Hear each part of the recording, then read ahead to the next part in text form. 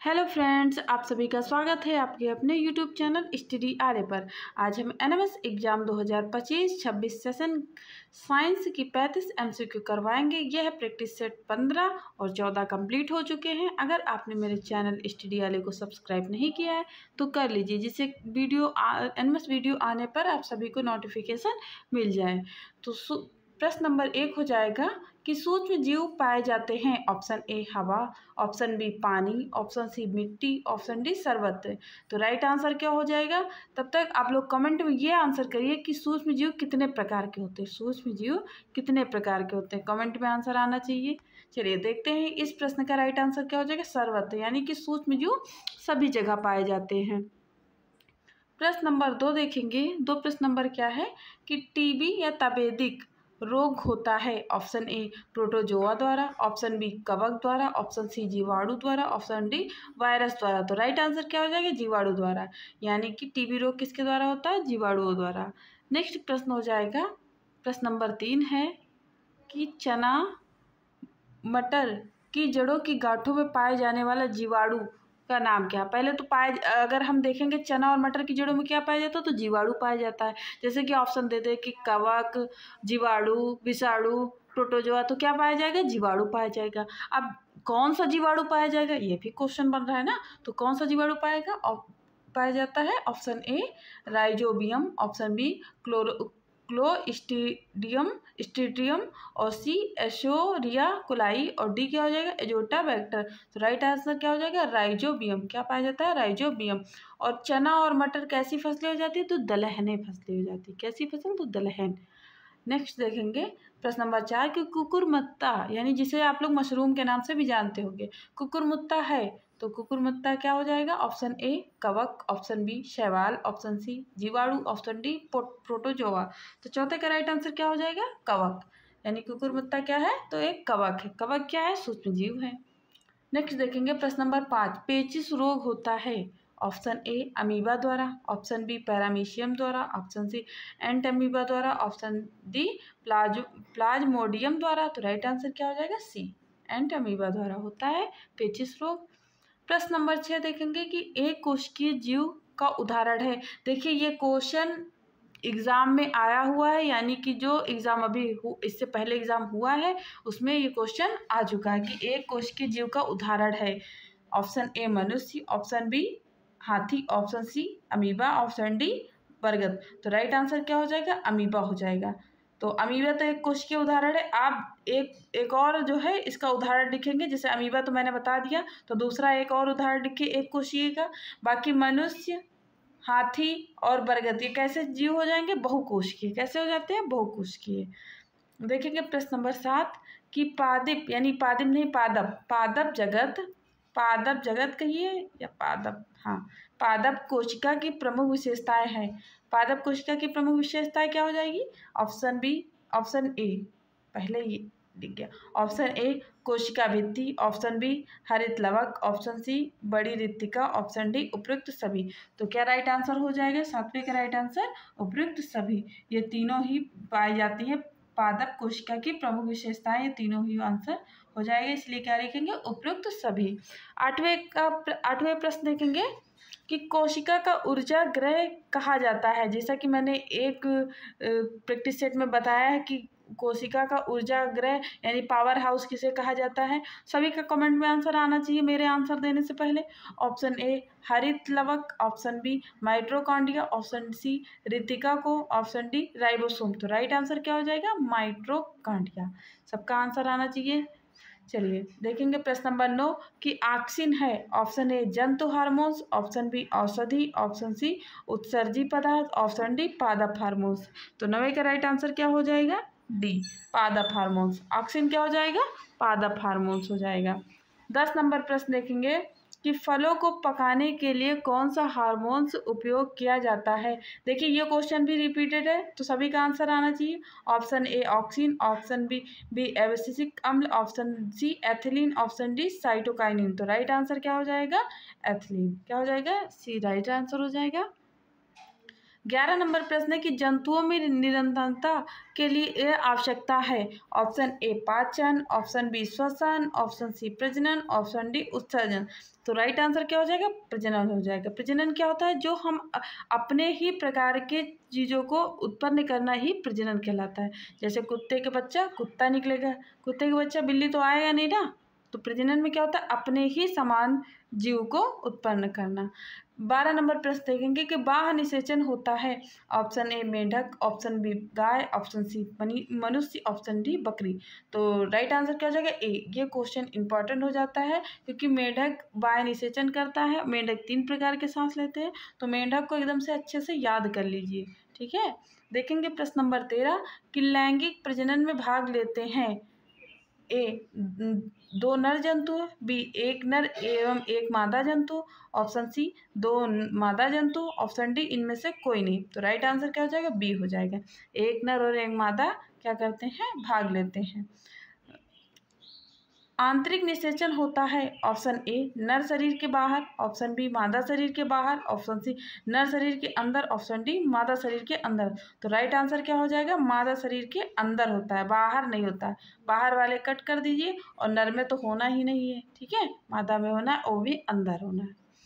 Next देखेंगे 15 number प्रश्न कि मादा जननांग है। ऑप्शन ए वृषण, ऑप्शन बी गर्भाशय, ऑप्शन सी शिशुन, ऑप्शन डी शुक्रवाहिनी। तो राइट आंसर क्या हो जाएगा? 15 का राइट आंसर बी हो जाएगा, गर्भाशय। यह क्या हो जाता है? मादा का जननांग हो जाएगा।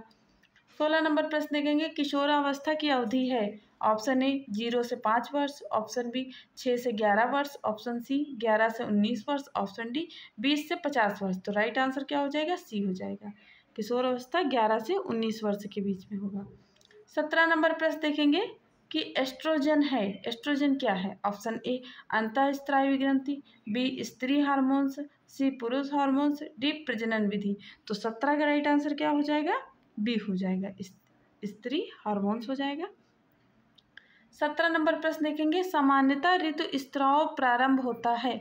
ऑप्शन ए 11 से 13 वर्ष में, 20 से 25 वर्ष में, 45 से 15 वर्ष में, और डी कभी नहीं। तो 18 का राइट आंसर क्या हो जाएगा? ए हो जाएगा। क्या हो जाएगा? ए राइट आंसर हो जाएगा। नेक्स्ट देखेंगे 19 नंबर प्रश्न कि किशोर अवस्था में स्वास्थ्य पोषण में संबंधित योजनाएं हैं। स्वास्थ्य संबंधित योजनाएं हैं। ऑप्शन ए समेकित बाल विकास कार्यक्रम, ऑप्शन बी राष्ट्रीय बाल स्वास्थ्य कार्यक्रम, ऑप्शन सी सर्व शिक्षा अभियान ग्राम स्वास्थ्य पोषण दिवस, ऑप्शन डी उपयुक्त सभी। तो ये तीनों ही क्या है? संबंधित योजनाएं हैं, यानी कि स्वास्थ्य पोषण संबंधित योजनाएं हो जाएंगी। 20 नंबर प्रश्न है कि विश्व जनसंख्या दिवस मनाया जाता है। ऑप्शन ए 31 मई, ऑप्शन बी 5 जून, ऑप्शन सी 11 जुलाई, ऑप्शन डी क्या हो जाएगा? 13 अक्टूबर। तो राइट आंसर क्या हो जाएगा? 11 जुलाई। सी क्या हो जाएगा? सी इज द राइट आंसर हो जाएगा। और 5 जून को क्या होता है? 5 जून को बताइए, 5 जून को क्या होता है? 5 जून को होता है विश्व पर्यावरण दिवस, जो कि अभी जल्दी से गया है ना। अभी अभी तो जून चल रहा है, तो 5 जून को क्या तो होता है? विश्व पर्यावरण दिवस मनाया गया है। 21 नंबर देखेंगे प्रश्न कि श्रवण दिव्यांग अक्षम होते हैं। श्रवण मतलब क्या होता है? सुनना।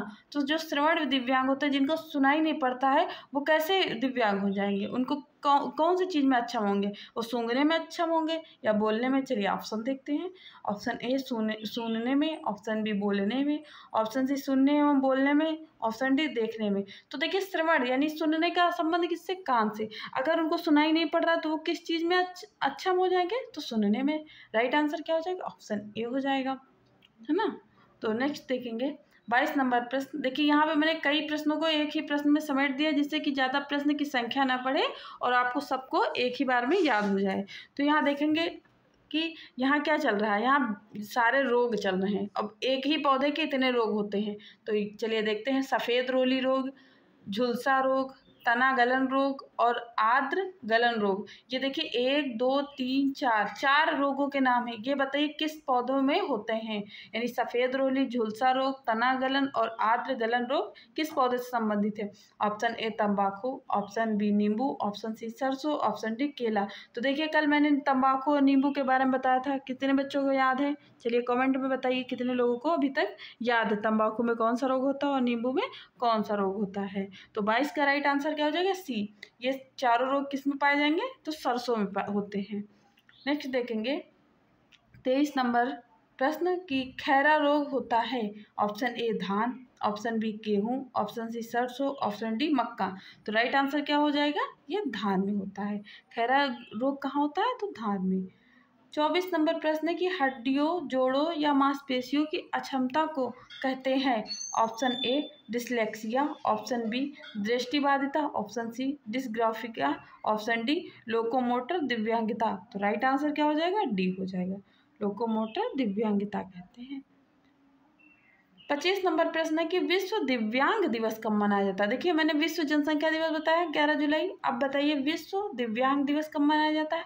कमेंट में आंसर करिए। ऑप्शन ए 3 जनवरी को, ऑप्शन बी 3 जून को, ऑप्शन सी 3 दिसंबर को, ऑप्शन डी 3 अगस्त को। यानी कि डेट क्या रहेगी? 3 ही रहेगी। अब आपको मंथ बताना है, कौन सा महीना लगेगा। तो 25 का राइट आंसर क्या हो जाएगा? सी हो जाएगा, यानी 3 दिसंबर को। क्या हो जाएगा राइट आंसर? 3 दिसंबर राइट आंसर हो जाएगा।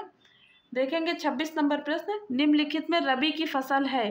देखिए रबी की फसल, खरीफ की फसल, जायद की फसल, ये चीज़ें आपको भूगोल में पढ़ाई जाती हैं, लेकिन आपके बुक में ये क्वेश्चन था रबी की फसल, इसलिए हम लेकर आए हैं। ऑप्शन ए धान, ऑप्शन बी मक्का, ऑप्शन सी मूंगफली, ऑप्शन डी क्या हो जाएगा? गेहूं हो जाएगा।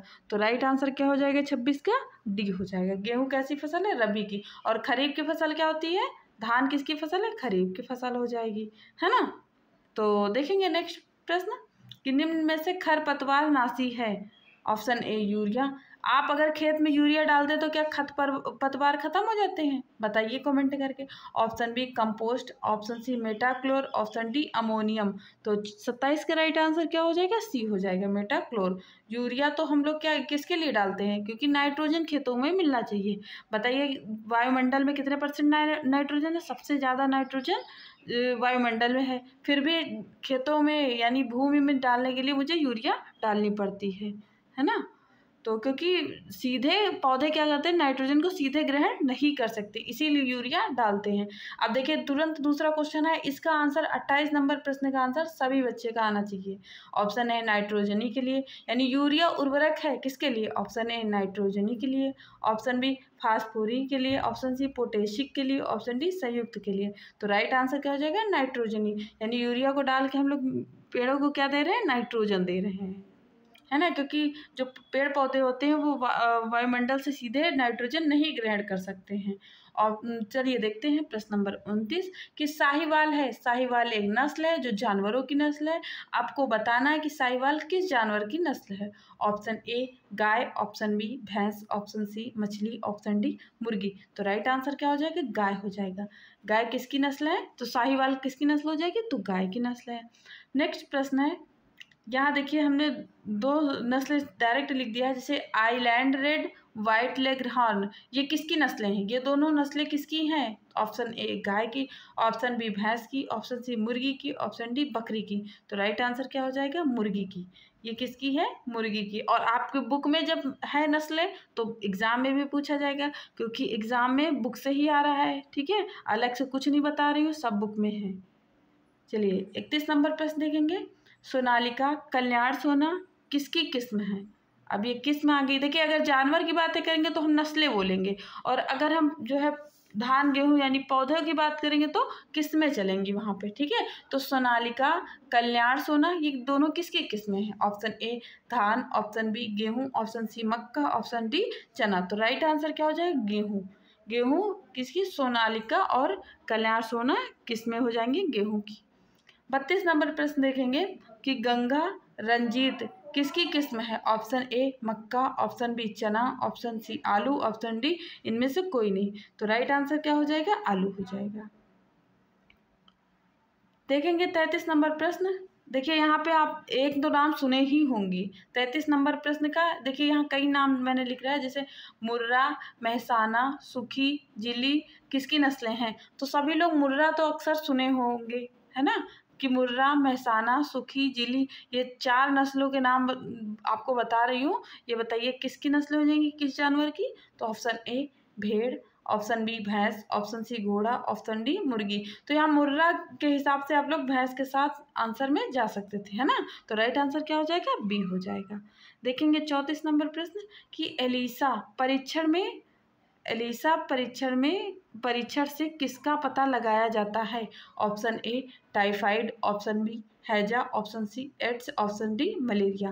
तो एलिसा जो परीक्षण है वो एड्स पता लगाया जाता है। एड्स रोग का पता एलिसा परीक्षण से लगाया जाता है। और एड्स दिवस कब मनाया जाता है, तो 1 दिसंबर को क्या मनाया जाता है, एड्स दिवस मनाया जाता है। ठीक है, 1 दिसंबर को एड्स दिवस मनाया जाता है, याद कर लीजिए। 34 नंबर प्रश्न हो चुके हैं और आज साइंस की 15 प्रैक्टिस सेट कंप्लीट हो गई है। कल हम आपको पढ़ाएंगे हिस्ट्री के 10 प्रैक्टिस सेट चलेंगी और 15 प्रैक्टिस सेट सभी बच्चे देख लें। जो भी बच्चे अगर देख रहे हैं 15वें नंबर के, तो पिछले 14 प्रैक्टिस सेट भी देख लीजिए। और 34 प्रश्न हो गए हैं। 35वां प्रश्न आपके लिए जो कि होगा ग्रीन बोर्ड पे। देखेंगे कि आरबीसी मतलब लाल रक्त कणिकाएं की कमी से कौन सा रोग होता है। Option A anaemia, option B TB, option C dengue, option D अतिसार। तो इसका आंसर सभी लोग कमेंट में दीजिए। तो फ्रेंड्स, वीडियो कैसी लगी है, वीडियो को लाइक करिए, चैनल को सब्सक्राइब करना नहीं भूलिए और जितने भी क्वेश्चन पूछिए सबका कमेंट में आंसर दीजिए और अपने फ्रेंड को शेयर करिए।